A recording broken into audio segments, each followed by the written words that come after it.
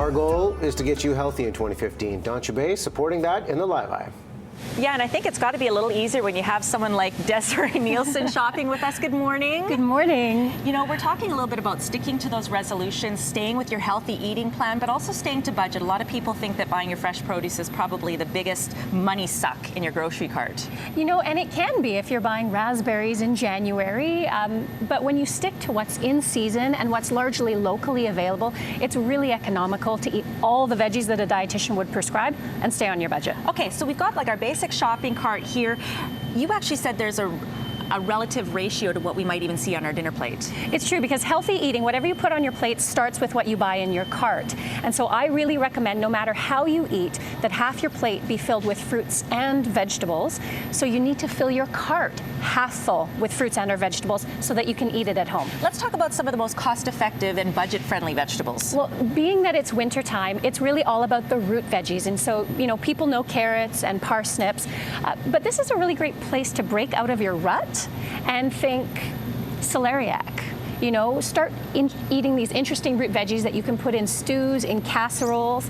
I really like kohlrabi as well, which is a vegetable that many people don't know about because it's nice and crisp, and you can actually use it to replace crackers. So you can be creative. It's not just about munching baby carrots all day. Someone might be scared and look at that. What the heck does that taste like? What's the flavor like? The flavor, it's really mild. It's like the inside of a broccoli stalk. And the nice thing is, with the internet now, challenge yourself once a week. Buy something you've never bought before. Find out how to use it on Google. And don't be afraid of the potato. What's great about these little guys? Do not be afraid of the potato. They're incredibly economical. They're high in fiber. They're high in B vitamins. The key is to go for these new style potatoes, the small, waxier potatoes that won't raise your blood sugars as much. Boil them, roast them. They're so delicious. So much great information. We're going to be here hanging out at Save On Foods just on Cambie throughout the morning with Desiree. It's all about staying healthy and staying to budget, guys. But I know there's lots of people that think that when you come down the bulk aisle, it's going to be all about the candy, the trail mix, and all that stuff, which is fine. You're allowed to indulge, but there's actually healthy things here, too. There are beans, there are grains, not just candy. I know we talk about convenience. A lot of people really need that convenience factor to sort of get into that healthy mode, but some of the things that take the longest to prepare can actually be convenient as well, if you plan your time. Exactly, because it's hands-off time. You know, to soak beans, all you need to do is put them in a pot and leave them there overnight, and then do some boiling, an hour of boiling while you watch a movie, for example. So you don't actually have to be there over the stove laboring. So it's really quite easy, and it's so inexpensive. And you know, we talk about beans in general, and there's nothing wrong with getting, you know, your canned beans, right? No. What are the benefits of doing something like a bulk dried bean? You know, you notice, especially when you grow to love beans, the flavor of a dried bean is completely different than buying it canned, and it's really economical, and you really then have the flexibility to choose how you want to flavor them. You can flavor them with bay leaves, with garlic in the cooking water, so you have that flavor built in. With someone who thinks that they can't necessarily handle beans, it just makes them a little bit too bloated, what kind of tips do you have as far as preparation, and also what kind of beans would be a great bean for them to start with?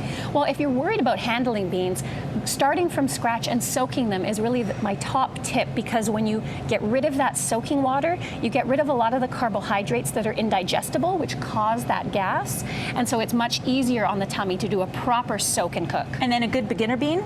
A good beginner bean is something like a lentil, because it doesn't need to be soaked long if you don't want to. And mung beans are lovely because they're really mild, really pleasant, quick to cook, and they tend to be gentlest on digestion. And then you guys, Michelle, you can of course take your beans, throw them in with some tomatoes, a little bit of pasta, and it's a great inexpensive source of protein, correct? The idea is, if you stock your pantry well, in 15 minutes you can have an inexpensive and truly healthy meal so that you don't have to get takeout. Making it easy as we're into the new year, Michelle. We got more with Desiree throughout the morning. Yeah, and we're hanging out here at the Save On Foods on Cambie with registered dietitian Desiree Nielsen. You're helping us stay healthy this morning, and what people might not realize is there is a real need to keep our gut healthy. There is. There's an overwhelming majority of Canadians who actually suffer from some kind of digestive disease, whether it's, you know, reflux or just generally not feeling quite right. And there's a daily staple, and a lot of people grew up drinking milk. that actually can be quite healthy for us. You know, the dairy aisle can be a great place to keep your bellies happy. We have yogurt, which is something that most Canadians eat every day. And what they don't realize is that there's beneficial bacteria within fermented dairy products. So yogurt or kefir, which everyone's talking about. Everyone is talking about this, and as far as bang for your buck of getting that bacteria in there, this is pretty good.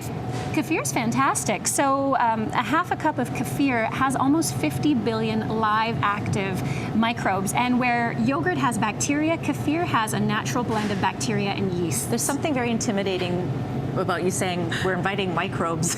But they're the kind that you want. We want these ones. They're the kind that you want. So there are people, though, that have maybe sensitivities to dairy. There are other alternatives as well. There are. Just like there are plant-based alternatives to milk, there are plant-based alternatives for someone who wants beneficial bacteria, like kombucha. Everyone's drinking kombucha now.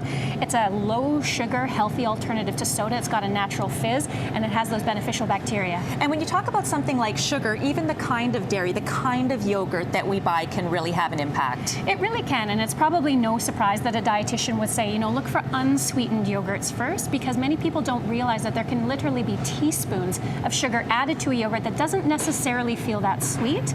So you can add your own sweetness, a bit of maple syrup, a bit of fruit. You will add less sugar than the manufacturer will. And if you want the sugar in yogurt, it just means maybe less wine. Exactly. It's all a balance.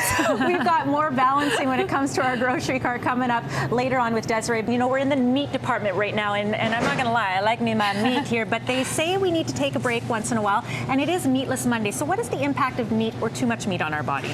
Well, eating too much meat can have several effects on the body. So the saturated fat, while the research is still out, can raise blood cholesterol levels, which for you may or may not be a problem. In addition, it can be quite hard to digest for some people, and there's some interesting research looking at the way meat affects the bacteria in our guts for that healthy, happy gut. Okay, so meat is fine. Yeah. Bit of a break, not a bad idea. The first go-to for people is tofu, and I'm one of those people that is a little scared of tofu. You know, and you don't have to be. Tofu is essentially cheese made from soybeans. It's the very similar process. And why tofu is so interesting and so easy is that it takes on the flavor of whatever you cook it with. So yeah, it does taste a bit bland and beany without, but you can season it up so quickly, and it's really delicious. And you have a favorite that actually tastes nothing like tofu. Yeah, for the tofu timid, you do nothing to this. This is smoked organic tofu.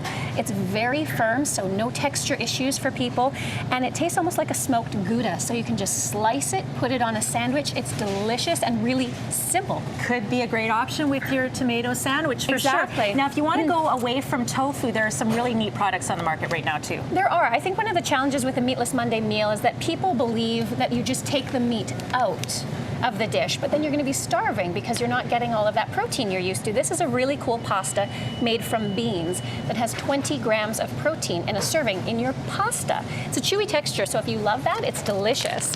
And then you always have more protein-rich seeds, which we eat as grains.